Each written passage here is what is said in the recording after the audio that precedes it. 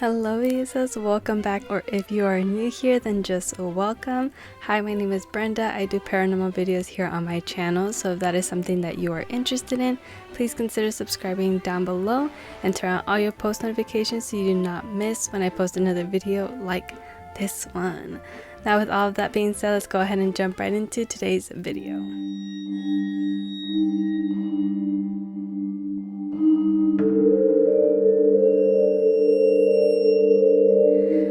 Hello everybody, happy Friday. I hope you guys are all doing great, and why don't we just go ahead and get right into what today's video is all about, which is reading my subscribers' scary stories. Yay! I think that's one of your guys' favorites. It's one of my favorites for sure. And before we do get into today's stories, if you are interested in sending any of your stories in for me to read here on my channel, make sure to send them to my email, beyondbellezaparanormal@gmail.com. That is the only place that I read the stories from.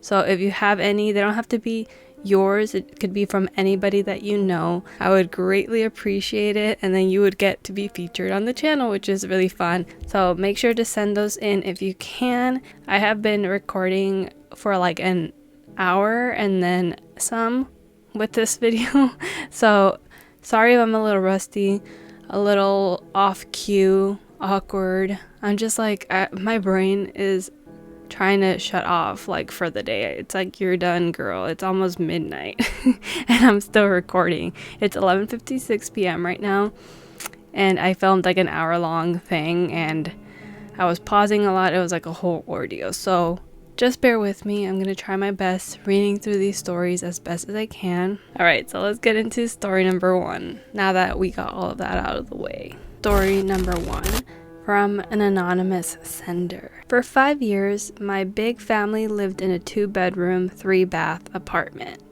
In the master bedroom, I shared the bed with my grandma, my sister in a twin bed, and my brother in another bed. I'm the oldest, by the way. The way the apartment was set up was, when you walk into the front door, to the right is a coat closet. Straight ahead was the stairs and the door to the garage. To the left was my aunt's room. There's 2 aunts, by the way. My uncle was sleeping on the couch at the time as well. When you go upstairs, it's the living room straight ahead, and the kitchen to the left. To the right was a little hallway that had a half bath, and to the left of that was the washing machine and dryer. Straight ahead was the master room. In the master room, you walk in, and to the left is the bathroom. This one time I was recording a video in the bathroom of the master bedroom for my failed YouTube channel. At the time, we only had 1 cat. I was home alone, so I thought it was the perfect opportunity to record without feeling judged. I heard a man yell, "Hey, move!" and my cat meowed and walked to me.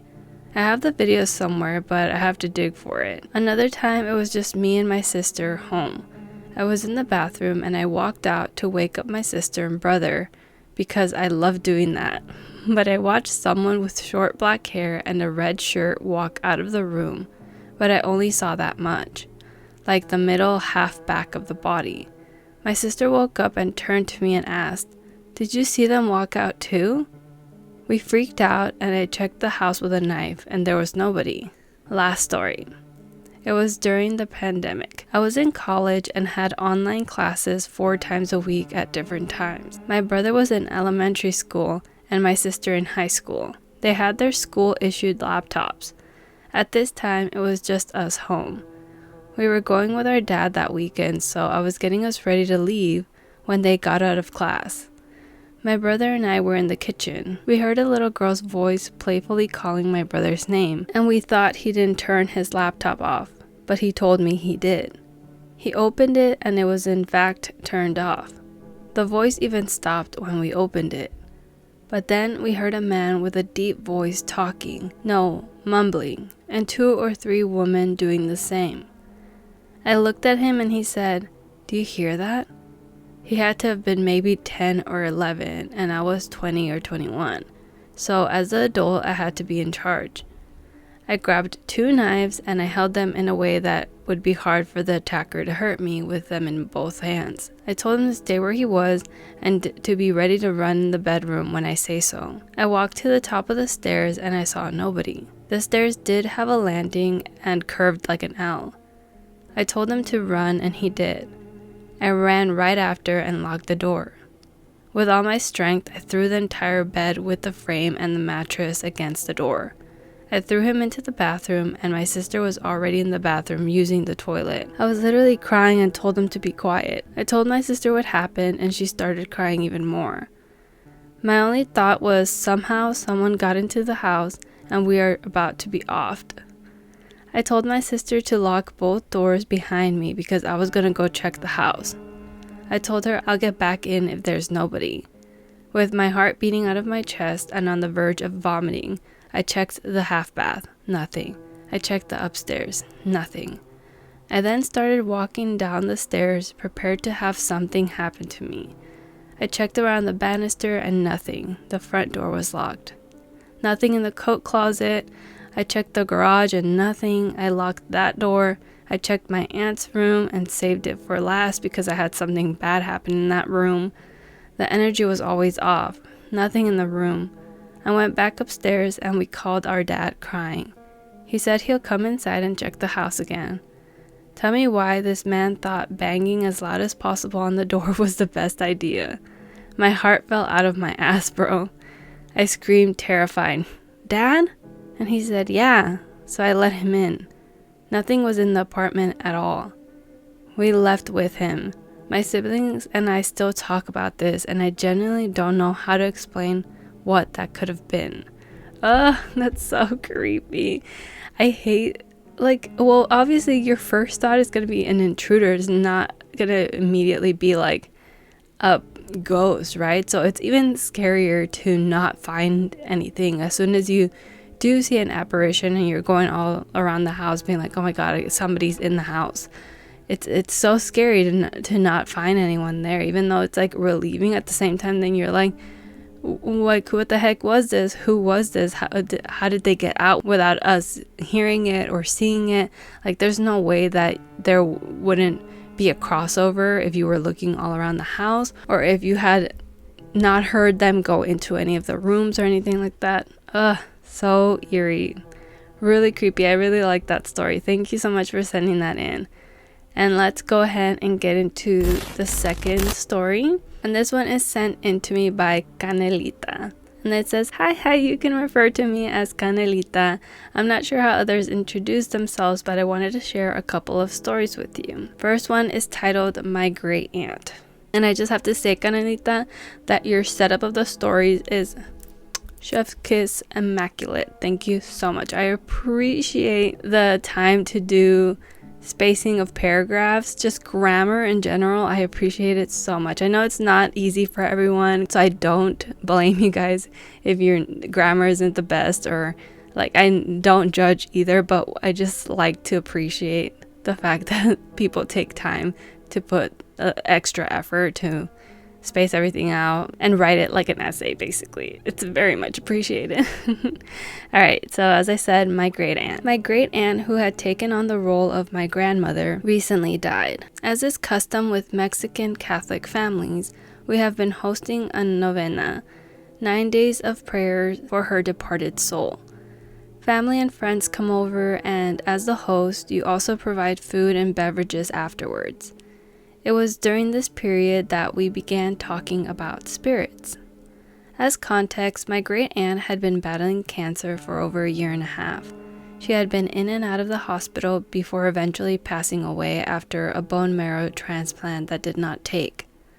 My mom shared that my aunt had been scared to go in for this transplant because she would be in isolation for a month. For some time, she had been waking up at night to figures in her bedroom. She described seeing a tall, pale man with a little boy by his side. Their blatant staring unnerved her. After hearing about this, my mom gifted her a bottle of holy water. Later, my aunt would confide in my mom that the spirits disappeared after sprinkling holy water around her room. While at a checkup, she conversed with a nurse about her experiences. The nurse was very nonchalant and mentioned it happened often. According to the nurse, if a spirit died a traumatic death, then they were more likely to follow patients who frequently visited the hospital. To my knowledge, my aunt never saw those spirits again. Oh, that is so terrifying, dude. And like while she's at the hospital just trying to like get better and being kind of, I don't know, terrorized a little bit by these ghosts, that is so creepy. That image of a tall pale man with a little kid is so Slenderman coded, and so scary. Alright, my uncle shared that the night my aunt died, he woke up to a strange noise. He woke up his wife and asked her if she could hear anything. Rebecca replied that she couldn't hear anything. This scared my uncle because he could clearly hear a strange noise and could not find its source. After settling down again to sleep, he suddenly felt someone blow into his ear.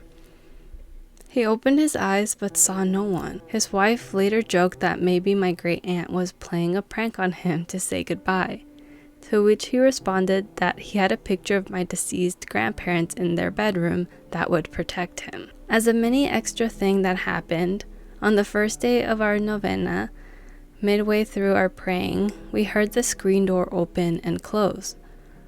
We all looked towards the door, assuming someone was running late, but saw no one. One of our family friends later remarked that spirits like to hear prayers made in their name. She commented that my great aunt might have come to listen to us praying for her.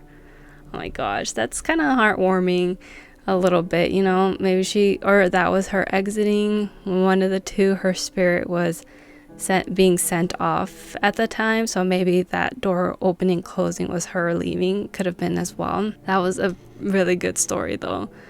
A lot of like bittersweet and like eerie moments too. Alright, and her second story is titled The Death of My Grandfather. This story might not make a lot of sense. It's been a while since my dad last shared it. I always assumed my grandfather died from a lightning strike, but my dad says that he was murdered. Back in the day, my dad and his family lived on a plot of land leased by the government. My grandfather was the breadwinner of their family. They relied on him to till the land and take care of the animals. One day, it began to rain heavily, so my grandpa headed outside to round up the animals. My dad recalls crying because he wanted to accompany his dad, but his mother forbade it. Instead, their dog accompanied my grandpa as they searched for their animals during the thunderstorm. It was during this time that both he and the dog were struck by lightning and perished soon after. It was only until much later that they were found. My grandmother, their children, and my great-grandmother were distraught. His family thought that was the end of it, until a couple of days later, one of my grandpa's best friends came crying to their door. He kept asking my grandma to forgive him, but wouldn't mention what for. Seeing my grandmother's confusion, he confessed he was a Nahuatl. He said that he could turn into an eagle and command lightning. On the day of the thunderstorm, he confused my grandfather with someone he had a grudge against. He sent down lightning strikes to kill him, only to realize he had killed my grandfather instead. Shortly after, my grandma had to take their kids and move because no one else could help take care of the land. For now, those were all my stories. Perhaps in the future I'll send over the story of my uncle and the witch. But first I have to find the audio of him retelling the story and translate it into English. I just wanted to mention that I love your videos. I like to listen to them while I'm washing dishes or doing homework. I hope you enjoyed the stories. I wish you the best. May you have a nice day and or wonderful week. Best, Canelita. Oh my gosh, you're the best. Thank you so much. I loved those stories. They were so good, so intriguing, and I was not expecting a Nahuatl to be mentioned. I was like, hold on, that's crazy. And him just outright being like, it was me, I'm sorry, I didn't mean to. That's bonkers. I would have thought he was a crazy person but I mean, like, why would you fess up to that if it was something that occurred naturally? You wouldn't just be like, I did it, I made the lightning. That's so crazy. And if you do find that story, I hope that you send it in. I know you sent this back in let's see, April. So I'm so sorry that it took me this long to read your story, and I don't know, you might have forgotten all about this and been like, she's not gonna read my story, I'm not gonna send her the other one. Which I would not blame you at all. But if you do end up doing that for me, I would greatly appreciate it, and hopefully it does not take me that long again to get through these stories. And obviously this is going to come out at a later time, so it's going to be even further out, and I apologize, but I thank you profusely as well for sending in another story, or a story, to me, because I would not be able to do this video without it. And those were so good. Again, thank you so much, and thank you for splitting up the paragraphs. Much appreciated. All right, let's go ahead and get into our third story. And this one is sent in to me by Pocket Savior. He had sent in quite a few stories in the past. And this one says, "Hi Brenda, it's Pocket Savior once more. I'm back with some intriguing tales that aren't exactly horrifying, just a few interesting short stories to share," which is totally fine. I always appreciate a good, eerie, interesting story. Story number 1. My stepdad is an old school prankster who might just give my mom a heart attack one day. He loves to sneak rubber mice onto unsuspecting victims when they're distracted, making you think you've got a rodent problem. Or he'll place a rubber snake right by your feet while you're outside. But the real kicker? Sometimes he puts on a devil mask and waits in just the right amount of dim light, lurking in the shadows until you've completely forgotten he's home. You could be chatting or scrolling through your phone, feeling all relaxed, when suddenly there he is, eyes glinting beneath that horrifying mask. The moment you spot him, feels like time stands still. Your heart drops as panic sets in. It's eerie how he can blend into the darkness so perfectly, waiting for just the right moment to make his presence known. But then comes the best part. Once you scream and jump out of your skin, he bursts into harmless laughter, as if it's all just one big joke. Sure, it's kind of mean, but no one gets hurt, just their nerves shattered. And honestly, once you get over the shock, it's unsettlingly funny. That's not the real story. Why did I even start sharing that? Perhaps to reveal my growing dread about what happened.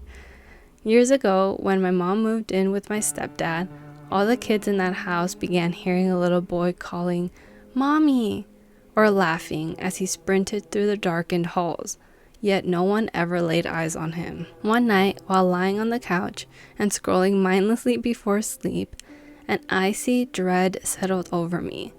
The bright phone screen cast a bright light like it does for everyone in the middle of the night. But do you know how if someone was standing behind your phone in the dark, you could kind of get a glimpse of their silhouette? That's what I saw. Like a hand waving back and forth just beyond the glow. My heart raced as I froze in terror, desperately pretending I hadn't noticed. To this day, whenever I confront my stepdad about that night, the fear gripped me. I ask him if it was him playing tricks. He laughs it off each time, denying everything with a casual smile. But deep down, something gnaws at me. What, you ask? I am hoping it was just him. And I know it's him. It better have been him. That is so funny. It's like, obviously you want that to be the reasonable explanation, because if it was anything else, that is terrifying. It's a terrifying thing to grasp, and of course you want to chuck it down to just your stepdad and his silly old pranks trying to scare people. And he seems to be very good at it, right? He can kind of hide in the shadows and not make any noises and not hint to the fact that he's been standing there for who knows how long. Comes out of the woodwork and you're like, how long have you been there? When did you get here? Like, how did I not notice you before? Like, I would be like, maybe that had to be him. That is so creepy. Ugh. Anytime there's ghost children, it's either really sad or really freaking eerie and creepy. You just get like a chill run down your spine. Ugh, so creepy. That was really good. And I like the fact that it may or may not have been something paranormal. And your eyes do play tricks on you. That's the other thing. Sometimes if you focus on something for too long, like your phone screen, and then you blink and look around, things float around in your eyes. Your eyes are trying to adjust to the contrast between the very bright phone and the very dark room. So that could have been another explanation for that as well, if you would like to not be scared for forever. All right, story number 2, cherries. My fiance is a nurse, and back in 2021, she worked in the monitor room while attending nursing school. One evening, I was eagerly waiting for her to come home so we could have dinner together. But as time dragged on and she seemed to be having an unusually long day, my patience wore thin. I started snacking on some cherries. Fun fact about me, I used to eat the seeds too. Can you chew on those? How did you eating them? Normally, I don't eat that many cherries at once, but with her delay, I ended up finishing an entire bag. Soon after, I began feeling really sick and exhausted. Deciding to lie down for a bit, hoping she'd wake me when she got home, I drifted off to sleep. At some point, I woke up feeling the bed sink behind me, as if someone had sat there. I hate that, I hate it. Calling out for her, yielding no response. Yet there was this undeniable sensation of another body pressed close against mine. Despite feeling uneasy, my exhaustion from the cherries pulled me back into slumber. When I finally asked my fiance why she had chosen to sit behind me like that without saying anything, she looked puzzled and insisted it never happened. She claimed that after coming home, she washed up, ate dinner, and went straight to bed. Now I'm left with 2 theories about what transpired. 1, maybe those cherry seeds caused a bizarre reaction. 2, or perhaps someone else came in and just watched me while I slept. No, that's not honestly, I don't like either of those, right? I mean, the cherry, I've never heard of anything about cherries and the cherry pits. I have no idea if you could get sick from them, if you can, like, do people crush them up and use them as a drug or something? I have no idea, but I don't know. Either way, ignorance is bliss. Okay, and then another one he has is titled Mixed Bag of Incidents. So there's a lot going on here. In 2023, we purchased a home, and I've experienced a few strange incidents. While I don't believe they're paranormal, after all, I'm a truck driver who's often sleep deprived from being on the road daily and trying to juggle my responsibilities as a father and partner. I do find myself running low on rest quite often. That said, have you ever been absolutely certain that you saw or heard something? One day, as I was walking out of the laundry room, I could have sworn that a little girl appeared out of thin air and walked past me, whispering, "Hey." I looked in all the rooms for her, but I figured I imagined it. Another incident I experienced in this home involves sleep paralysis. It doesn't happen often, but when it does, it's usually brief and somewhat blurry. Typically, sleep paralysis occurs when you're lying on your back, but this time I was home alone in the afternoon and decided to take a nap on my stomach. Out of nowhere, I saw someone looking over my shoulder before they vanished. I immediately jumped up and started searching for them, feeling shaken and incredibly vulnerable. I don't even know how you would imagine that. I mean, maybe from the deep slumber or the lack of sleep, all combined, the fact that you hadn't had a lot of sleep and now you're like deep in a nap. Bro, that's so creepy. Alright, last one I got. This third incident had me praying. It might not seem scary to you, but I was so terrified that I could barely move and I almost cried. Just picture this. You're lying in bed and all you do is blink. Literally, that's how quick it happened. In that brief moment, I saw an image of my hallway facing my daughter's room. There, floating sideways in the doorway, was a bloody demonic face grinning at me.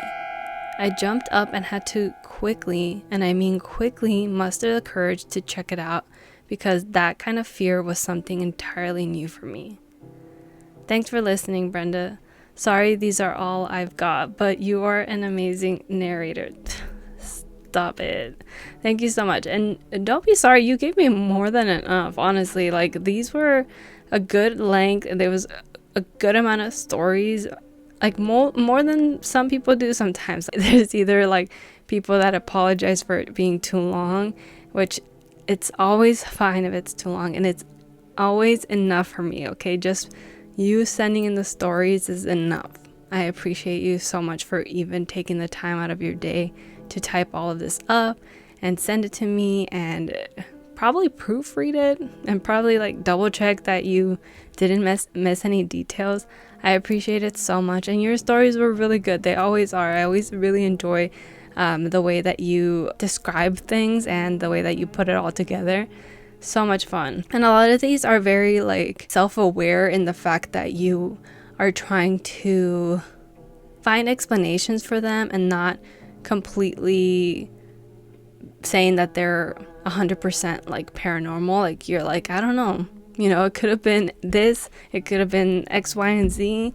There's just no way for you to know, especially with all of these other factors put in, like the lack of sleep or your eyes or ears playing tricks on you. All of these different things combined together could result in a potentially paranormal experience, but always give it the benefit of the doubt.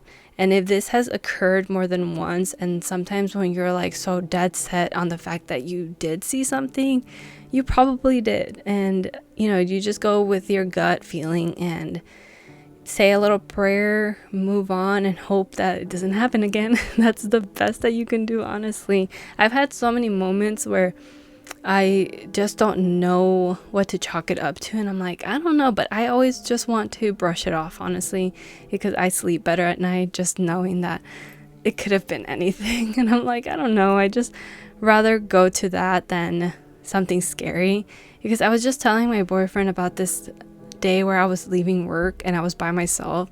I was locking up the door, walking to my car. I park like maybe 5 feet from my car, so it's not a very long distance, but I always make sure to book it straight to my car so I don't get abducted or whatever. But I was opening the door, I was putting away all my stuff in the passenger seat, so I just like was leaning over as I was opening the door. At the same time, I was trying to throw my stuff into the passenger side, and I heard somebody that sounded like it was right next to me.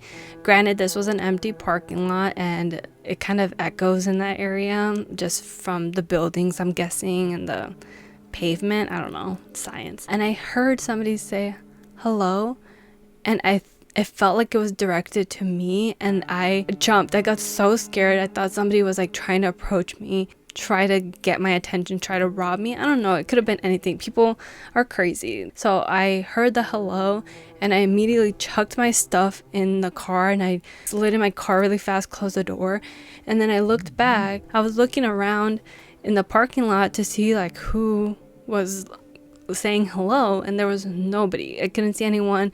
I could see all the way far down in the parking lot, and then there's an apartment complex like on the other side of where I work, and there was nobody on the street, nobody walking. I thought maybe it was somebody's Bluetooth thing on their phone, but there was no other car in the parking lot either. So it was really strange, and I couldn't explain what it was, but I was just like, oh, maybe it was somebody on the other side of the building I couldn't see. Maybe they were answering their phone or whatever, because my boyfriend was like, well, if they were trying to talk to you, they probably would have said something like, excuse me. That's typically what people say to get your attention. So I really didn't know what it was, and that was one of the things where I just was like, I don't know, okay, I'm just not gonna think about it. We're gonna move on and call it good. And I'm just not gonna ever think about that again.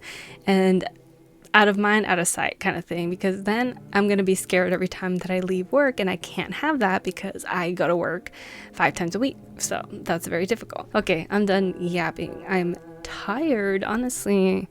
Okay, can I be real? I'm tired of talking. So I'm going to end the video here, you guys. Thank you so much if you made it all the way to this point in the video. I appreciate you, and I love you so much. And if you did make it this far, make sure to leave a little mind blown emoji down in the comments below. That way I know who stayed all the way to the end.